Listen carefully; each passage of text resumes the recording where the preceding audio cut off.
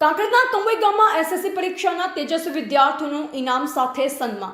બનાસકાંઠા જિલ્લાના કાંકરેજ તાલુકાના કંબોઈ ગામના શિક્ષણને પ્રોત્સાહન આપતો સહાયનીય કાર્યક્રમ યોજાયો હતો.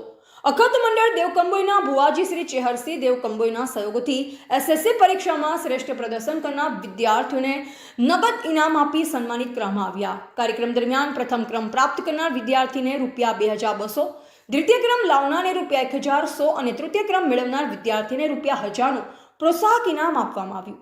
વિદ્યાર્થીઓને મળેલા સન્માનથી ગામમાં આનંદ અને ગૌરવની લાગણી જોવા મળી.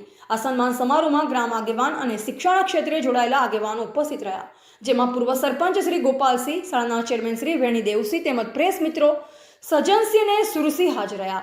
શિક્ષણ ક્ષેત્રે વિદ્યાર્થીઓને આગળ વધારવા માટે આવા કાર્યક્રમો પ્રેરણાદાયક સાબિત થાય છે તેવી લાગણી ગ્રામજનો દ્વારા વ્યક્ત કરવામાં આવી હતી.